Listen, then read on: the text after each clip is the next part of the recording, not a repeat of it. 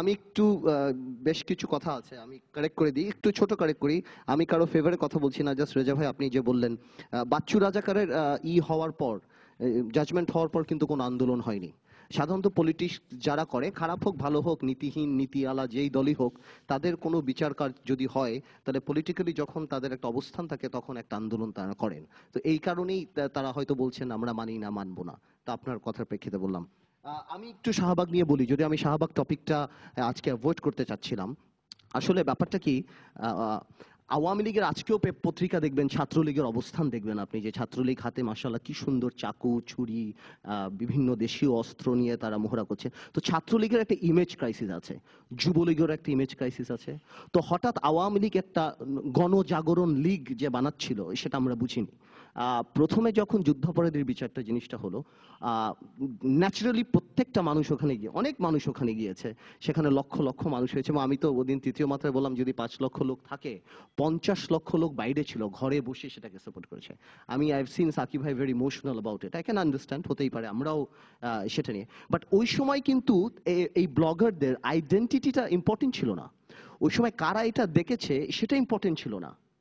ওই সময় একটা ইম্পর্টেন্ট ছিল, 6 দফা কিন্তু 2-3 দিন পর দেওয়া হয়েছে স্পিকারকে। ওই সময় কিন্তু দফা একটা ছিল যে আমরা যুদ্ধ অপরাধের বিচার চাই, এবং তার কারণে বাংলাদেশের সব মানুষ, আমি বললাম আর কি, যে ম্যাক্সিমাম মানুষই তাদের সাথে একমত হলো। কিন্তু তারপর কি আরম্ভ হলো আপনি দেখুন, তারপর আস্তে আস্তে আস্তে কিন্তু তারা তাদের কাছ থেকে সরে আসলো। ইভেন যুদ্ধ অপরাধীর বিচার থেকে তারা ইসলামিক ব্যাংক বন্ধ পর্যন্ত চলে গেল, রেটিনা বন্ধ করো। তাহলে বাংলাদেশের ক্রিকেট টিম সাকিব আল হাসান সহ যারা গিয়েছিলেন, তারা কি রেটিনা বন্ধ করতে গিয়েছিলেন?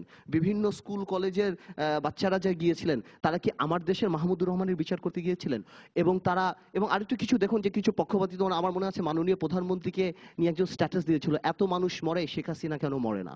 তাকে নিয়ে কিন্তু তাকে অ্যারেস্ট করা হলো। এখানে ব্লগাররা খালেদের, মানে বিরোধী দলীয় নেত্রীকে বলা হয় যে গণহত্যা, ওনাকে হত্যা করে আরম্ভ করতাম, কিন্তু সেই ব্যাপারে চুপচাপ। নবী করিম সাল্লাল্লাহু আলাইহি ওয়াসাল্লামকে নিয়ে ব্লগের ব্যাপারটা আসলেন, একটা তদন্ত কমিটি হলো না। ওদিকে প্রধানমন্ত্রীকে নিয়ে কোনো কার্টুন লাগলে তার জেল হয়ে যাচ্ছে। তো তারপর আবার আসলো কি, এই যে কথাটা ভাই বললেন যে জামাতের রাজনীতি বাতিল করো, এই কথাটা কিন্তু বড় পারসেপশনে ছিল যে ধর্মভিত্তিক ইসলামিক দল, একটা পারসেপশন ছিল। আমি রাইট রং বলছি না, করো ডিমান্ড, আচ্ছা এক্স্যাক্টলি। তো যদি ধর্মভিত্তিক রাজনীতিবাদের কথা আসে, তখন ইসলামিক দলগুলি চিন্তা করে ফেললো যে এরা কারা, এরা কোথা থেকে আসছে, এরা আমাদের কেন? তখন অস্তিত্বে যেয়ে দেখলো কোনো না কোনো ব্লগার নাস্তিক ছিলেন, অ্যান্টি ইসলাম ছিলেন, এবং গভর্নমেন্ট তাকে ডিফেন্ড করলেন। এবং সেই ভদ্রলোককে গভর্নমেন্ট দাঁড়িয়ে জাতীয় বীর বলেন, এবং শাহবাগকে কিছু কিছু পলিটিশিয়ান তাদের অবস্থান ঠিক করার জন্য পার্লামেন্টে দাঁড়িয়ে মহান মুক্তিযুদ্ধের সাথে তুলনা করে ফেললেন, বলেন এটা নাকি দ্বিতীয় মুক্তিযুদ্ধ, যেখানে 30 লক্ষ লোক মারা গিয়েছে, লক্ষ লক্ষ মা বোনের সম্ভ্রমহানি হয়েছে, কত মানুষ রাস্তায় পড়ে গিয়েছে। সেই মুক্তিযুদ্ধের সাথে নাকি শাহবাগের এই আন্দোলন, যেটা পুলিশ দ্বারা পরিবেষ্টিত, গভর্নমেন্টের টাকায় বিরিয়ানি খাওয়া, সেখানে বাথরুম সেট করা, সেখানে যেটা পরবর্তীতে যেটা হলো, সেটা নাকি আন্দোলন হয়ে গেল। আমার কথা তো, sometimes we get too emotional. হ্যাঁ, আমাদের এটা উচিত না, আমি বলি, তার না আমি শেষ করি, you'll have all your floors. আমরা এখনো বলছি, আমরা সেটার সাথে, আমি এখনো বলছি, যেদিন থেকে ব্লগারদের আইডেন্টিটিটা ইম্পর্টেন্ট হয়ে গেল, সেদিন থেকে তারা পলিটিসাইজ হয়ে গেল। হ্যাঁ, অফকোর্স তারা না, একটু আগে বললেন আমরা যেতে পারি, অফকোর্স যেতে পারেন, কিন্তু যখন এটা, এই যে বেগম জিয়াকে নিয়ে এই ধরনের কথা বলা হলো, বা যেটা শাহরিয়ার একটু আগে বললেন যে 18 দলে যে যে আছে সবাই রাজাকার, দিস ইজ ইনসাল্ট। আমরা রাজাকার না, রাজাকার নই, রাজাকারের দোসর, না আমরা রাজাকারের দোষর না, সমর্থনকারী। আমরা দোষর না। বিকজ ঠিক যেভাবে আপনারা এরশাদ সাহেবের দুর্নীতির দোষর না, আমরা সেভাবে দোষর না। যদি আমরা দোষর হই, তাহলে এরশাদ সাহেবের 10 বছর দুর্নীতি দায়িত্ব আপনাদেরকে নিতে হবে। দাঁড়ান, আমি আরেকটা কথা বলি। আর এরশাদ সাহেবের রাজনীতির বাই প্রোডাক্ট যে রাজনৈতিক দলগুলি, তারা অবশ্যই, আপনার রাজনৈতিক দল প্রতিষ্ঠিত হয়েছিল এরশাদ সাহেবের রাজনীতির হাত ধরে, আমি আপনার সেটা কি সাথে বলবেন? একমত, আমি 100% আপনার সাথে একমত। গণতন্ত্র তো একটা প্রসেস, যেটার মাঝখান দিয়ে আমরা এগিয়ে যাব। এটার মানে এই না ওই ট্রমা আমাদের সারা জীবন থাকবে। বাট আমি আপনাকে বুঝাতে চাচ্ছি, আরেকটা কথা বলতে চাচ্ছি, যেহেতু আপনি এটা বললেন, আমাদের বলতে হবে না। এই যুদ্ধাপরাধীর বিচার নিয়ে যে পলিটিশিয়ানরা কম্প্রোমাইজ করছে, আমার তো বলতে হয় নাই। রাশেদ খান মেনন দাঁড়িয়ে বলেছে সাপের মাথায় চুমু খাবেন না, বাদল সাহেব বলেছে মায়ের সতীত্ব নিয়ে রাজনীতি হচ্ছে। এগুলি কি মিন করে? তার মানে কাদের মোল্লার was this the big perception, it was a politics, যার কারণে এটা হয়েছে। যখন জাগরণ মঞ্চে লক্ষ লক্ষ মানুষ চলে গিয়েছে, তখন হিসাব উল্টে গিয়েছে। Thank you very much. আমার ছোট্ট একটা প্রশ্ন আছে পার্থ ভাইয়ের কাছে। আপনি একজন ব্যারিস্টার, গণহত্যা ডেফিনেশন আপনার জানা মতে what is the best possible definition of উনি গণহত্যা? আমি আমি আমি উত্তর দিচ্ছি। আপনি মনে করছেন আমি 18 দল করি বলে আমি বলতে পারবো না? আমি একদম একমত রেজা ভাইয়ের সাথে। আমি ওই পাতলা রাজনীতি করি না। একদম আমি একমত রেজা ভাইয়ের সাথে। গণহত্যা অনেক ওয়াইড একটা জায়গা। বাট আমাদের রাজনীতিতে আমরা অনেক সময় অনেক ওয়ার্ড ইউজ করে ফেলি, বাট সেটাকে একদম অন ফেস নেওয়ার কিছু নেই। এটা অনেকটা রেটরিক। এক্স্যাক্টলি। বিরতির আগে যেটা বলছিলেন আপনি, শাহবাগের অন্তরাত্মা কি বলছে? হ্যাঁ, আমি যেটা বলছিলাম, জনাব আন্দালিব রহমান পার্থ আলোচনার শুরুতেই বলছিলেন যে আমরা এই যে প্রতিবেদন দেখানো হয়েছে অল্প সময়ের মধ্যেই এই গোল টেবিল সেই রকম একটা পক্ষ বিপক্ষের জায়গা নিয়ে নিয়েছে। রাজনীতি কিন্তু শত্রু মিত্র নির্ধারণ ছাড়া এগোবে না। রাজনীতি যখন আপনি নির্ধারণ করতে যাচ্ছেন তখন তার শত্রু এবং মিত্র নির্ধারিত হবে। ফলে পক্ষ বিপক্ষ হওয়া আবশ্যিকভাবে কোনো নেতিবাচক ব্যাপার নয়। ফলে আমরা যখন রাজনীতির প্রশ্ন নিয়ে আসছি, শাহবাগ যে রাজনীতির প্রশ্নটা নিয়ে আসছে যে 1971 সালে যে প্রতিশ্রুতি মানুষ রক্ত দিয়ে তৈরি করেছে, একটা রাষ্ট্র প্রতিষ্ঠা করেছে, সেই প্রতিশ্রুতি অনুযায়ী কি বাংলাদেশ চলবে, নাকি বাংলাদেশ তার উল্টো স্রোতে অথবা যেভাবে এখন চলছে সেভাবে চলবে? এখন শাহবাগের প্রতিশ্রুতিটা আজকে কিভাবে প্রতিফলিত হচ্ছে? 71 সালের ইতিহাসের মীমাংসা হয়নি। বাংলাদেশে কেন 42 বছর পরে এই আন্দোলন করতে হচ্ছে? 42 বছর ধরে ওই প্রতিশ্রুতি রক্ষা করতে পারেনি। কাল শুরু করতে হবে ইতিহাস থেকে, 71 সাল থেকেই। শুরুটা যদি আমরা সেখান থেকে করতে পারি, যদি যুদ্ধাপরাধের বিচার করতে পারি, যদি যারা যুদ্ধের বিরোধিতা করেছে, গণহত্যায় অংশ নিয়েছে, তাদের অবস্থান বাংলাদেশে কি হবে সেটা নির্ধারণ করতে পারি, বাংলাদেশের বাকি প্রশ্নগুলোর মীমাংসা হবে। প্রশ্নগুলো কি? মুক্তিযুদ্ধের অঙ্গীকার হচ্ছে বাংলাদেশে যে অর্থনীতি নির্মিত হবে সেটা একটা উৎপাদনশীল অর্থনীতি। মুক্তিযুদ্ধের অঙ্গীকার হচ্ছে বাংলাদেশের রাষ্ট্র রাজনীতি যা হবে সেটা হবে গণতান্ত্রিক। মুক্তিযুদ্ধের অঙ্গীকার হচ্ছে বাংলাদেশের সমাজ সংস্কৃতি হবে মানবিক, এবং সর্বোপরি বাংলাদেশ একটি সার্বভৌম আত্মমর্যাদা সম্পন্ন দেশ হবে। সেটা হবে কিনা ওই রাজনীতি আগামী দিনের প্রশ্ন, এবং আমার ধারণা তরুণ প্রজন্ম সেটা তুলছেন। সংঘাত সংঘর্ষ থেকে উত্তরণের একমাত্র রাস্তা হচ্ছে ওই আওয়াজ শোনা, তার ভিত্তিতে রাজনীতিকে গঠিত করা। সবাই যে বাংলাদেশের তরুণ প্রজন্মের এই গণজাগরণের মাধ্যমে আসলে কিন্তু বাংলাদেশের মানুষ যে ঐক্যবদ্ধ সেই জিনিসটা কিন্তু বোঝা গেছে তরুণদের মাধ্যমে। দেশের মানুষ আসলে ঐক্যবদ্ধ। এখানে সারিয়া ভাই একটা কথা সত্যি সত্যি বেদনা হতে হয়েছে, দুঃখ পেয়েছি যে ওনাদের রাজনীতিটা ওই তরুণদের উপর দিয়ে চাপিয়ে দেওয়ার চেষ্টা করছেন। প্লিজ এখানে let's make it very clear, এখানে পক্ষ অনেকগুলো হয়ে গেছে আজকে। আওয়ামী লীগ অথবা সরকারি দল, এরশাদ সাহেব সহ মহাজোট, অন্যদিকে বিএনপি এবং 18 দলীয় জোট আলাদা পক্ষ, অন্যদিকে শাহবাগের চেতনা বাংলাদেশের তরুণ প্রজন্ম আরেকটা পক্ষ, আর শাহবাগের মঞ্চ আলাদা পক্ষ। Make it separate. If you put it together, আপনার রাজনৈতিক কারণে, এবং ওনার বক্তব্যে সেটা বোঝা যাচ্ছে, উনি স্পষ্টভাবে যেটা বললেন সেটা বাংলাদেশের তরুণ প্রজন্মের প্রজন্ম চেতনা পুরো পরিপূর্ণভাবে প্রত্যাখ্যান করবে বলে বিশ্বাস করি যদি বাংলাদেশের ভবিষ্যৎ থাকে। উনি বললেন যে শাহবাগ থেকে দুটো জিনিসের পাশাপাশি তৃতীয় আরেকটি জিনিস প্রমাণ পেয়েছে, যে যারা এই যুদ্ধাপরাধীদের দোষের 18 দলীয় জোট কোট আনকোট করে বলেছেন দ্যাট ইজ ওয়ান পক্ষ আর সারা বাংলাদেশ আরেক পক্ষ, চেতনার বাইরে। এইভাবে যদি বাংলাদেশের তরুণ প্রজন্ম শাহবাগে বাংলাদেশকে বিভক্ত করবার জন্য নামে নাই, সেটা আপনাদের রাজনীতি হতে পারে, বাংলাদেশের তরুণ প্রজন্মের রাজনীতি। তাহলে ম্যাডাম খালেদা জিয়া যে যখন বলছেন এখানে ডেস্টিনি আনতে হবে, শেয়ার মার্কেট আনতে হবে, তত্ত্বাবধায়কের বিল আনতে হবে, সেটা পক্ষ করা নয়। আমি আমার অবস্থান অবশ্যই বলবো। শাহরিয়ার ভাই, আপনি অবশ্যই বলবেন। আমি বেগম খালেদা জিয়ার বক্তব্য ডিফেন্ড করতে এখানে আসি নাই, সেটার দায়িত্ব অ্যানি ভাইয়ের আছে, তাদের আছে, তারা করবেন। হ্যাঁ, বাট আমার বক্তব্য সেটা না। বেগম খালেদা জিয়া কি বলেছেন, তার বক্তব্যের মধ্যে কি ভুল হচ্ছে সেটা আপনার ধরা এক জিনিস, আর তরুণ প্রজন্মের ঘাড়ে বন্দুক রেখে আপনি আপনার রাজনীতির গুলি চালাবেন। যে শাহবাগের তরুণ প্রজন্ম বাংলাদেশকে দুইটা ভাগে ভাগ করে দিছে, একদিকে আপনারা মুক্তিযুদ্ধের চেতনার আর বাকি সব রাজাকার, that is not correct. Please, ওই কাদের সিদ্দিকীও বঙ্গ রাজাকার, ইট ইজ নট কারেক্ট। আপনারা দয়া করে বাংলাদেশের তরুণ প্রজন্মের কাঁধে বন্দুক রেখে আর গুলি চালায়েন না। রাজনীতির জায়গায় তরুণ প্রজন্ম কোনো রাজনীতি নিয়ে শাহবাগের মঞ্চে নামে নাই। তরুণ প্রজন্ম বাংলাদেশকে ঐক্যবদ্ধ করতে, মুক্তিযুদ্ধের চেতনার পক্ষে, যুদ্ধাপরাধীদের বিচারের পক্ষে, তাদের আবেগ নিয়ে, তাদের উচ্ছ্বাস নিয়ে তারা সেখানে নেমেছিল, আপনার রাজনীতি করবার জন্য নয়। That is number one. Number two, আজকে শাহরিয়ার ভাই আপনি একজন তরুণ প্রজন্মের প্রতিনিধিত্ব করেন বয়সে। আমরা আসলে 40-এর পরে গেলে তো আসলে আর তরুণ বলা যায় না, আমার চুল পাকা, ওনার চুল একটু কম পাকা, তারা না পাও তরুণ প্রজন্মের প্রতিনিধিত্ব করেন। রেজাউল ভাই যেটা বলেছেন আমি সেই জায়গায় দিয়ে আমার বক্তব্য শেষ করব। সাকিব ভাই কিন্তু স্পষ্টভাবে কিছু কথা বলেছেন। আমি বলেছিলাম বিরতির সময় যে ওনার কথা স্পষ্ট আসলে শোনার চেষ্টা করা উচিত। কারণ এখানে একটা জিনিস যদি করে ফেলেন, শাহবাগে গেছো, যাও নাই, তুমি রাজাকার। আরেক পক্ষ বলবে শাহবাগে গেছো, ভাই I am sorry can I Mahi, finish? এটা কেউই বলে নাই। Can I finish? ওই যে পতাকা উত্তোলন মাননীয় মন্ত্রীর না, কথা না, বলা হয়েছে, দুইটাই কেউ এটা বলে নাই। বাধ্যবাধকতা রয়েছে।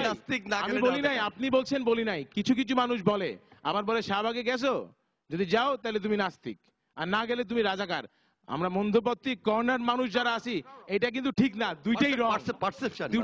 Both is correct. শাহবাগে গেলে, আমি শাহবাগের মঞ্চে গেছি রাত 3টা পর্যন্ত অবস্থা, আপনার সাথে আমার একদিন না 2 দিন দেখা হয়েছে। আমি এর মানে এই না যে আমি শাহবাগের চেতনার সাথে আছি, বা শাহবাগের মঞ্চ থেকে যেই ঘোষণায় আসবে তার সাথে আমার মত পার্থক্য থাকতেই পারে।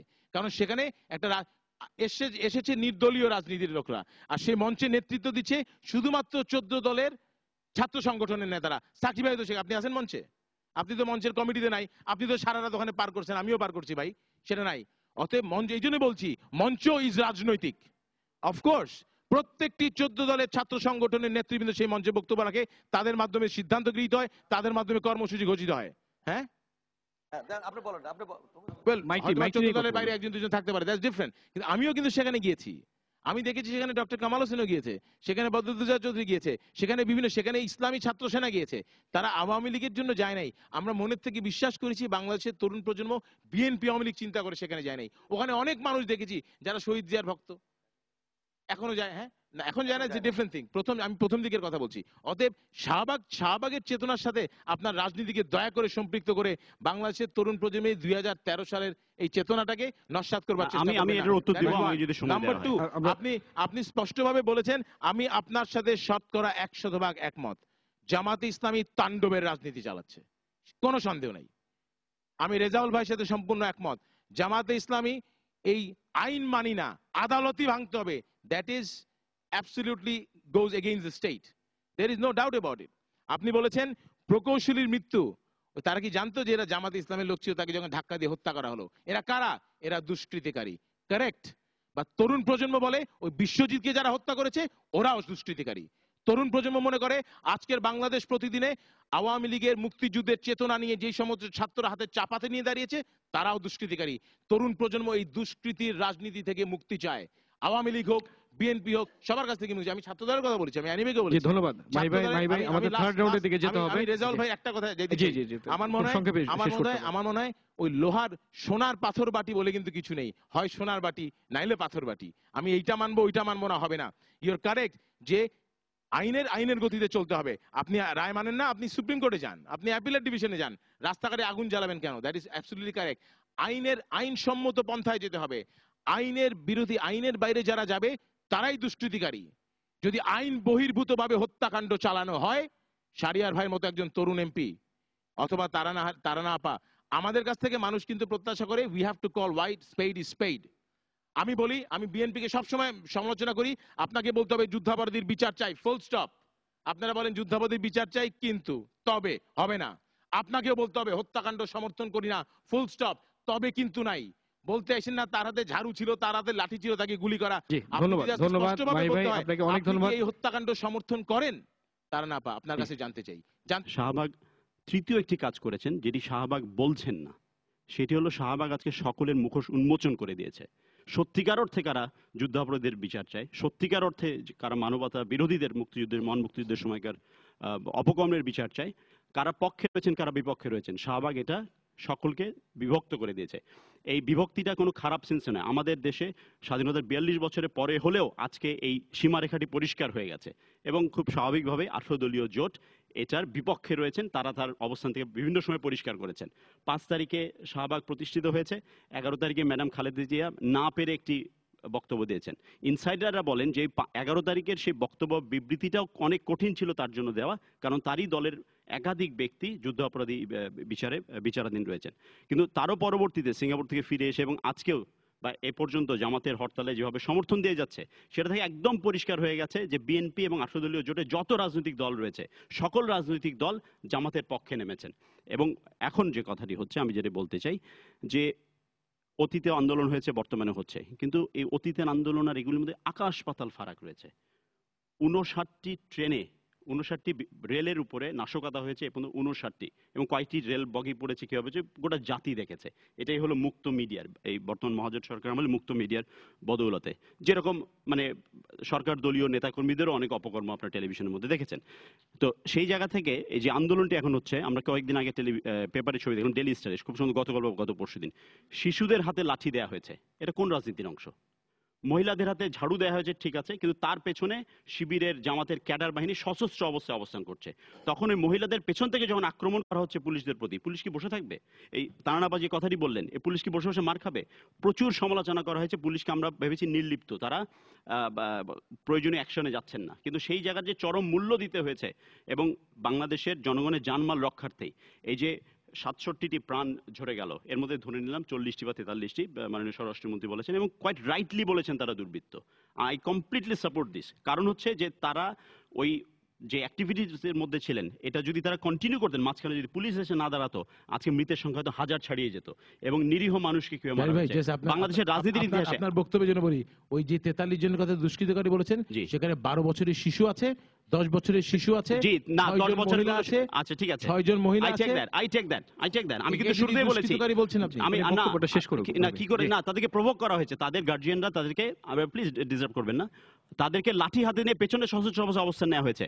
এমনও করা হয়েছে, বাংলাদেশের কোনো রাজনীতির বিরোধী দলীয় রাজনীতির ইতিহাসে নেই, চাঁপাইনবাবগঞ্জে পর্যটন কর্পোরেশনের একজন নির্বাহী প্রকৌশলী, যিনি বেঁচে থাকলে আজকে থেকে 10 বছর পরে কোনো একটি সংস্থার প্রধান নির্বাহী হতে পারতেন, প্রধান প্রকৌশলী হতে পারতেন, তাকে 3 তলা থেকে ফেলে দেওয়া হয়েছে। কি অপরাধে? এটার সাথে কোনো সম্পর্ক নেই। তিনি একটি মোটেল নির্মাণ করছিলেন, জামাত শিবিরের শিবগঞ্জের ক্যাডারেরা তাকে 1 বছর থেকে হুমকি দিচ্ছে, যেখানে মোটেল তৈরি করা হলে এখানে বেলাল্লাপনা হবে, আপনি মোটেল নির্মাণ কাজ বন্ধ করেন।